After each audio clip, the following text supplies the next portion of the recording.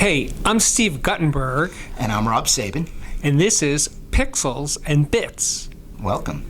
Actually, your pixels, I'm bits. Well, okay. If you wanna, does that mean I don't get to talk about audio? No, you have to be silent. Okay. We just look at you, and I do all the talking. No, I have to ask you about audio, and you have to talk about it. Is what this is. Okay. Well, I hope we get to do a little more.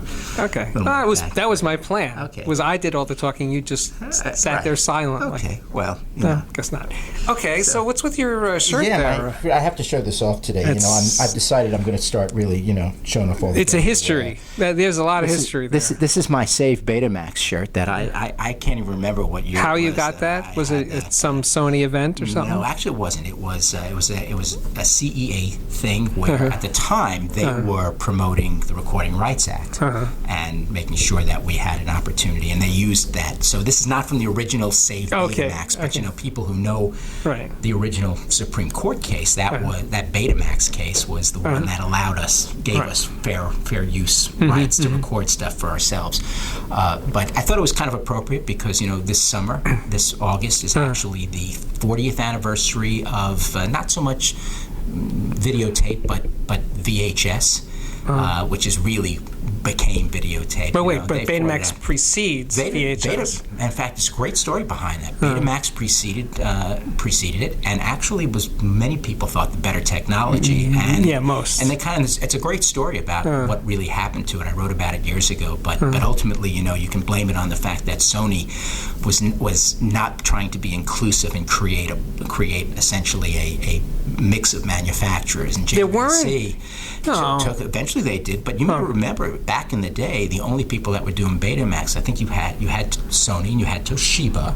I'm not even sure who else was in there. And then, of course, what JVC did was they said, we think the way to do this is to not even worry about our brand. They gave it to RCA first, and this summer is the anniversary of the first RCA VHS VCR, and it was that sort of thinking that sort of created this massive. But the opening for VHS was that Beta had a limited playtime. That was the other mistake that they made, and there was a little bit of arrogance about. What was their time? It was kind of we invented it here. They figured out that it had to be at least an hour and a half or 2 hours. I think 2 hours was the target time that VHS had in their original desigin. They knew it was going to have to be able to record either a sporting event or a movie. Or most movies, right? Or a movie. But Beta was an hour? Beta may have been an hour to start with. I don't recall exactly, but that was, you're absolutely right. So they handed it to them, basically, movies, everything's longer than an hour.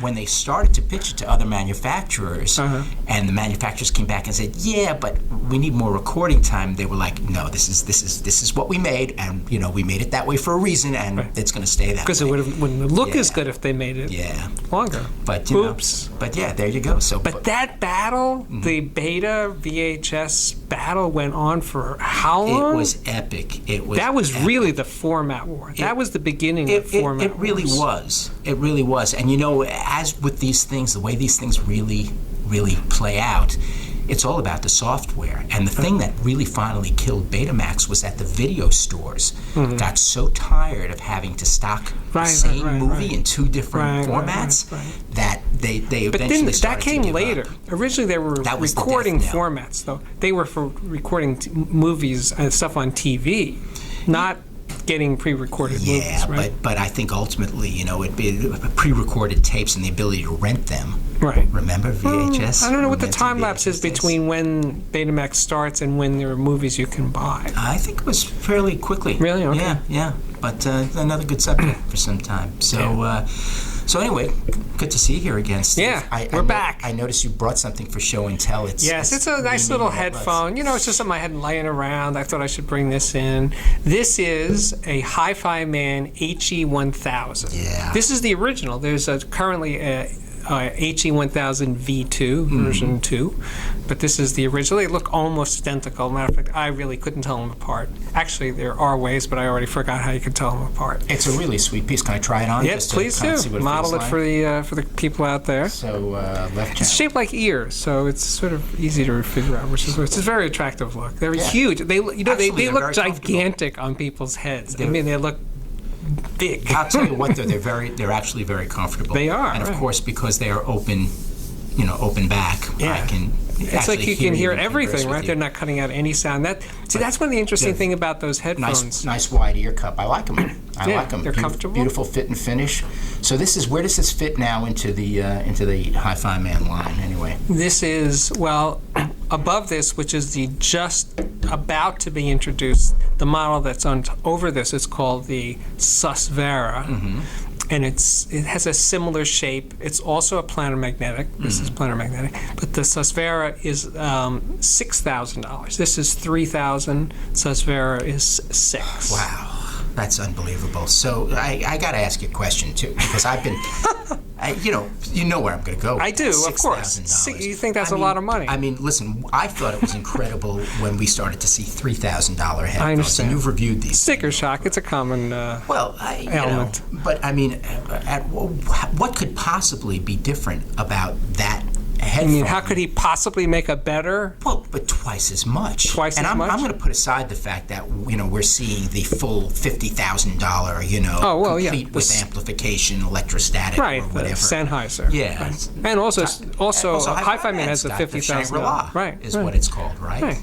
That's and they're both around $50,000. Yeah. Right. So I mean, I get those kinds of pieces are sort of one-offs. Prestige. Sort of They're not one-off. Sennheiser planned and I think succeeded in selling 250 of the $50,000 ones per year. Wow, that's amazing. They're going to make one every day. I basically. guess if you have the money, but there's a lot of rich people in the world. Yeah. I don't know if you heard. Let me ask you this question though, because we review headphones that cost as little as $50 that Yes. have audiophile aspirations. Mm-hmm. There's a lot of stuff, needless to say, Mm-hmm. under $300, let's say, that are very, very high quality. Where do these guys come off charging $3,000, excuse me, for this? Or $6,000 for this Susvera. Yeah. And what first of all, is it in the materials? Is it in the It's in the materials. It's in the way the design of it, the technology of it. But the thing is, it is first and foremost a luxury product. To apply it like is it a value mindset is just not fair. Let me ask you a question. I'm not a car guy. I don't drive. But, I know that a Ferrari isn't that much faster than a Corvette. Actually, most people, when I say that, people always say, well, actually, Corvettes are faster than Ferraris. So why would anybody buy a Ferrari? The only reason these cars exist is they're fast and they're cool looking, right? Maybe it's fair to say that we tend to apply, maybe many of us tend to apply a different standard to audio. Right. It's always in the ghetto. Audio is in the ghetto. Because you pay, I get it that you pay for the luxury item. Right. But how much of a premium is appropriate to that? People buy a Ferrari in part I hate to be snooty. It's if you have to ask, then it's not for you. Well. But, Well, let me ask you this because, and I say this to you now because really you're the perfect person to vet this through. Mm-hmm. You've listened to all of these headphones. Mm-hmm. You keep it as reference. All of these headphones. Well, not around. all. Sometimes I do have to send them back. Yes, I know that, especially when they cost. Sometimes when they cost $3,000. Right. But my question is, do you hear the differences? Is it how significant is it? Let me put it this way: if I didn't hear enough. Whatever that means. If I didn't hear enough of a difference, well, then I probably wouldn't review it, or I would give it a bad review depending on what the situation was. So it has to be better. The how much better thing is always hard to nail down. Yeah. I did this story once. Actually, one of the first blogs I ever wrote was called "What's the Difference Between a $28,000 Yves Saint Laurent sweater and an expensive hi-fi system?" Okay. Now, the $28,000, I didn't just make that up. In the New York Times Sunday editions, they sometimes have this thing called the style section. And sometimes it's about travel, sometimes it's about fashion, it's about different things. But the fashion ones, you open the pages and you'll see a lady's handbag that's $10,000. You'll see a sweater that's $28,000. And the thing is, the woman that's lucky enough to own this $28,000 sweater, it's a real thing. I didn't make it up.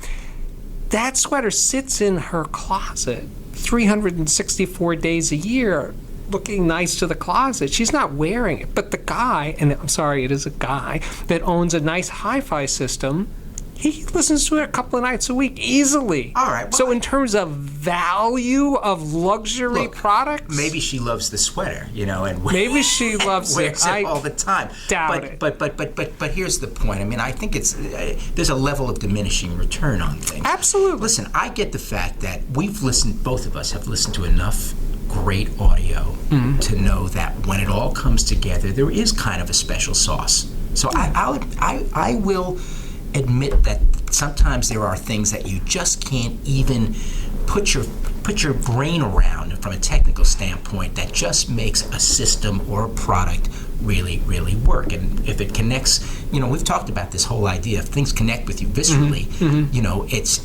it's when that's what gets your blood flowing. That's what gets you excited about things. But where do you reach a point where it just becomes ridiculous? I mean, I wouldn't pay for that $28,000 sweater. The person who does has the money literally to right. And people who out. buy $3,000 headphones are pretty wealthy. Yeah. Let me tell you this. Are they buying them for the sound quality? They're buying them or because they want because the it's a best. status? Okay. Right? But let me tell you this. A New York City dealer that sells Audeze, another high-end headphone company, at that point when we had this discussion, they had a $1,000 headphone, the LCD2. I remember. And the LCD3, which was $2,000, and the LCD-X. And I said to the dealer, so which one of those is the best-selling model? And he said the LCD-X sells, I think he said 10 times more than the $1,000 one. Wow. So now people heard them side by side. But the thing is, $1,000 is a lot of money for a headphone to most people, right? So if you have $1,000 to drop on a headphone, if you really like the $2,000 one better, you'd buy it. So because you've already up there. Now the difference between a $100 headphone and a $200 headphone to the average person, that might be like, I don't know, I can swing 100, I don't want to spend $2. Right? So at lower ends, the differences in prices are very significant. When you get to luxury products, they're not significant. The expensive ones always outsell the cheaper ones. When I used to be a hi-fi salesman, Krell in the 80s, they made great Class A amplifiers, and everyone used to say to Dan D'Agostino of Krell, I can't swing your $3,000 amplifier. Could you make one that I could buy? And he's like, well, yeah. And he eventually made one. It was called the KST100. It was an AB amplifier. It didn't really look like a Krell. People wouldn't buy them. They wanted the Krell, but they wanted the Krell to look that way with the beautiful machine panel and the Class A thing. But they weren't willing to pay for it. Those people didn't have the money. They didn't have the money. But I'm not saying when those people who couldn't afford the expensive one were given a choice of one that was a third the price, they didn't say, but it's not a real Krell. I'm not interested in it. Well, all right. Look, I get the point. And I also get the point, too, that fit and finish and pride of ownership, right? That all comes into play. I mean, this is something you look at, and you look at this, this beautiful finished wood panels, and how nicely machined the ear cups are. It's a beautiful thing. It's really a lovely, gorgeous construction, and it feels solid and all of that. So I think there's a certain amount. And you know what? The other thing is that I like to write about products that have very long lifespans, right? Now I own a pair of Sennheiser HD 580s that are 15 years old. And every now and then there's a reason I drag them out to compare against something. They're still really good headphones. I bought a pair of Sennheiser HD 414s on eBay that the guy sent me the sales receipt. He bought them in 1972. They're still really nice headphones. So certain types of products like headphones and speakers and stuff, they have really, really, really, really long lives. How many generations of iPods or iPhones people will wind up in landfill when that HD 414 is still chugging right along? So if somebody drops money for this, because this is the thing I learned selling high-end audio, is they are aspirational products. And sometimes people who you wouldn't think that could spend that much money buy them, and they keep them for freaking ever and use them for decades. Well, that's why they're worth $3,000 or $1,000. That's certainly true too. You know, we recently reviewed in the magazine a $35,000 5.1 kit. Now, for us, that's pretty. Yeah, I mean, it's up there. That's really up there, and it's not the kind of thing we do every day. We do it when we see a product that, in some way or another, is distinctive and looks beautiful and has a story to tell. Technically speaking, but to me, that's even more affordable value than some of the other. So you're saying so the $35,000 the V word doesn't come. So the V word doesn't come. The $35,000 is okay, but the $3,000 one is doesn't come into this at all. Well, but look, again, it's all part of perspective, right? So a top of the line, you can easily get a stereo pair now for $100,000. Well, of course. So a 5.1 system that absolutely rocks and kicks ass. $35,000. It is a value. $35,000, is a steal. It's basically a steal. Yeah, exactly. But I admit and I accept that there's going to be a limited number of people that will go for it. And at the end of the day, you have to make a decision for yourself. You got to listen and make a decision for yourself. Is that the thing that gives you the goosebumps? But yeah, well, people, buy what they buy. And by the way, HiFiMan, and I think I reviewed it for you, the HE1000 is a planar magnetic, $300. It is the best sounding $300 headphone on the planet. And how much of that? What percentage? Oh no! Of this? That's not fair. All right, I'm backing you to a question. So, but you see the point. Oh, I would right? give you a percentage. You know where I'm going. I would say I'll do it this. If this is a 10 sound quality, if this is 10, then the HE400S is 6.5. Yeah. So a big enough difference, and this is maybe this is the question then. What do you get when you step up to this from a sound quality standpoint? Where are you gaining?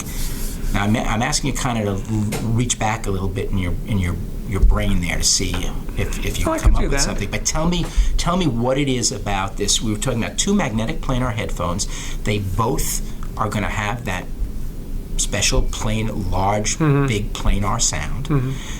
They're both going to be.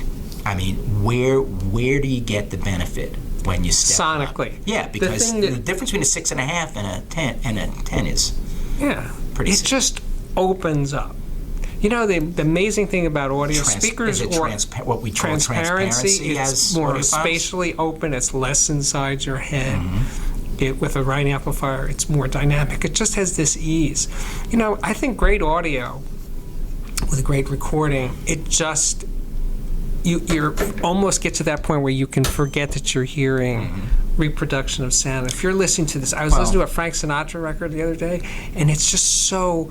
Those recordings, especially in the 60s, it's just Frank's voice into that ribbon microphone, and it's just like there. It's so amazing to think that this is a.